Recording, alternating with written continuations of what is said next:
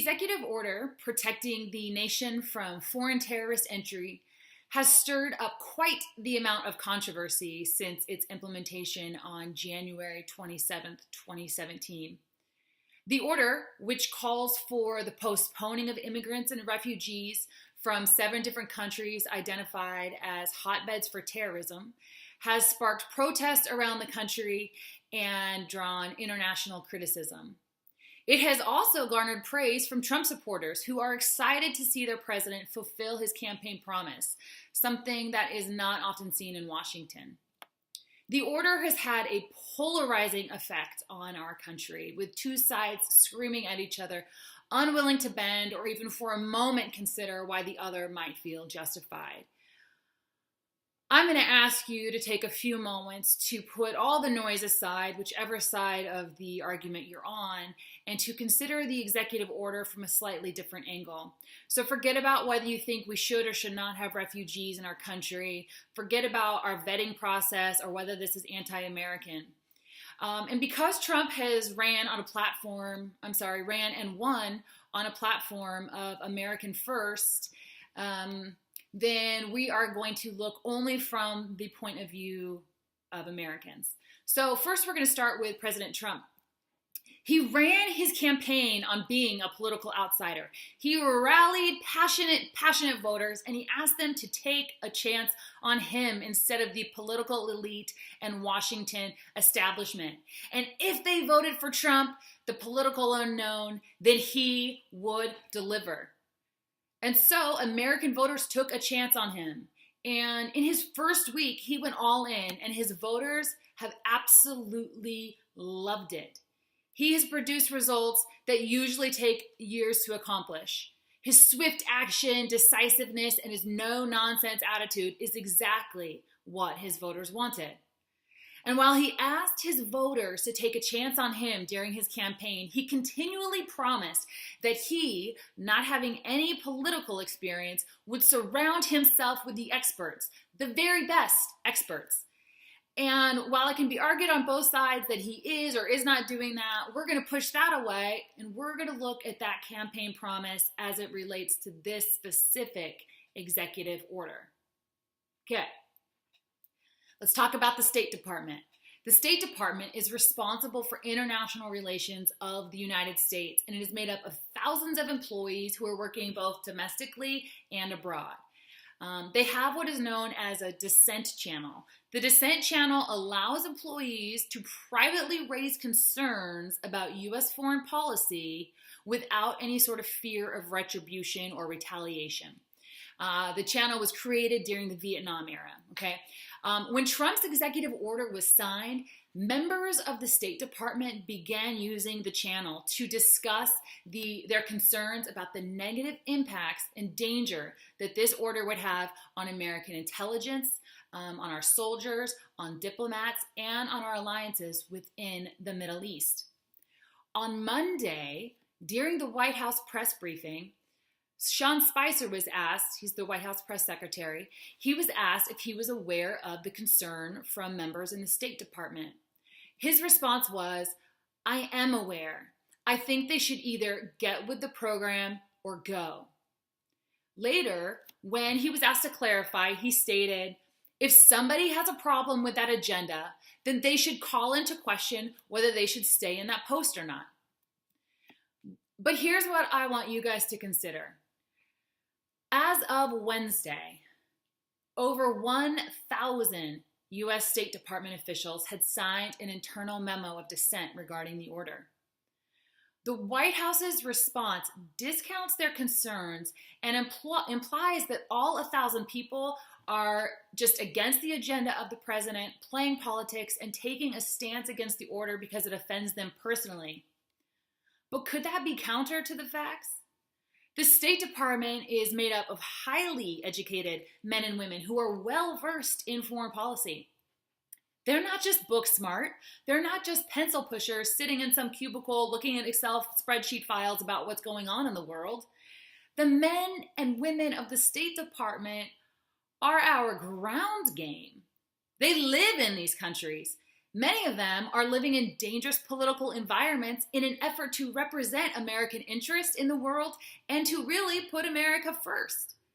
When 1,000 of them sign a dissent stating that this executive order will not make us safer, but will instead compromise our intelligence gatherings, alliances, diplomats, and our military, we should at least pause and listen. Their opinions are not based on the latest New York Times article or Fox News report or press briefings. Their opinions are based on the fact that they are living it. Their opinions and expertise should not be dismissed as liberal hysteria or a personal offense to the order. These are the experts that Trump should be surrounding himself with and at least considering their point of view. We have a president who, yes, he has been successful in business. No, there's no doubt about it. His success has come because he was able to be cutthroat and make quick decisions. In fact, in his book, The Art of the Deal, he discusses the fact that he attributes much of his success to the fact that he doesn't have to go through the bureaucracy of a company. He can get stuff done extremely fast because he is the decision maker, and that streamlines the process. The problem is, he has never had this job before. He has never had to act with true diplomacy in mind. If his actions failed or upset somebody while a businessman, the consequences were financial. That is no longer the case. If his policies fail now, the consequences will be paid for in blood. This executive order may make you and me feel safer within our borders, but based upon the expertise of 1,000 State Department officials, Senator John McCain, Senator Lindsey Graham, General Mattis, and several other experts in foreign policy, it will put the lives of our beloved soldiers at risk. It will be our cousins, brothers, sisters, sons, daughters, and spouses who are members of the military that will face the backlash of this decision while you and I sip our lattes and debate politics on Facebook from the comfort of our own home. For Trump to state on the campaign trail that he would surround himself with the experts, and then for the White House to state that 1,000 experts of the State Department should either get with the program or go, should be alarming to Democrats and Republicans. We, regardless of party, have a responsibility as the American people to be informed citizens. Part of being informed is to take a closer look when overwhelmingly the experts are saying the opposite of what our president is doing, especially when he has such little experience with this type of position. In 2011, when President Obama announced that he would be withdrawing our troops from Iraq, he was met with sharp criticism from Senator McCain and Graham, and his decisions went against the advice of our military commanders. In June of 2016, more than 50 State diplomats signed an internal memo criticizing Obama's policies regarding Syria. And many Republicans blame Obama's failed Middle Eastern policies and his failure to listen to sound expert advice on the creation of ISIS and the unrest we see today. So I ask, why are we not holding the same level of scrutiny for President Trump? Why are we not demanding that he listen to the experts? Why are we okay when his response to Senator McCain and Senator Graham's concerns about the order is to tweet that their statement is, quote, wrong, and they should focus their energies on ISIS, illegal immigration, and border security instead of always looking to start World War III? In 2011, Republicans continually cited John McCain and Lindsey Graham as reasons why Obama shouldn't remove our troops from Iraq.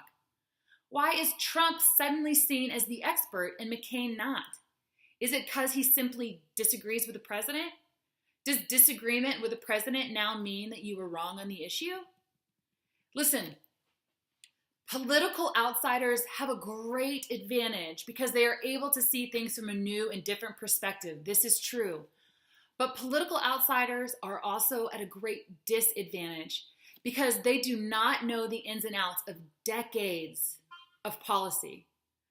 That is why it is imperative that President Trump listen to reliable and experienced counsel regarding our foreign policy.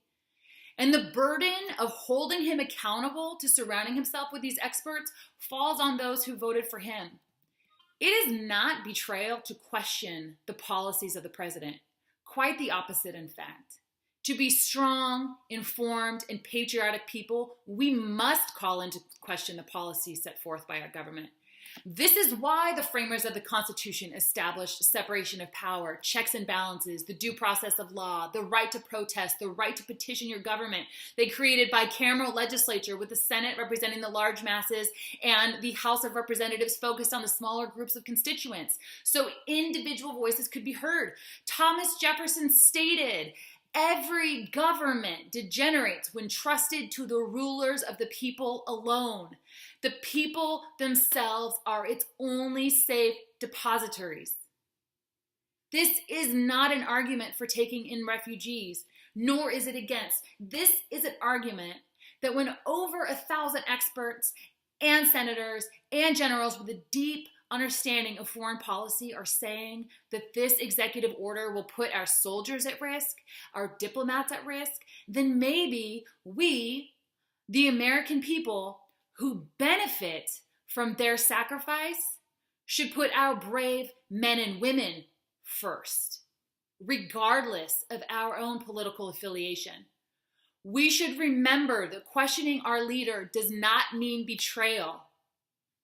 That perhaps this executive order should be reconsidered and rewritten with greater oversight, strategy, and input from the experts. And perhaps there should be a red flag when those experts are raised concerns and are told to fall in line or go.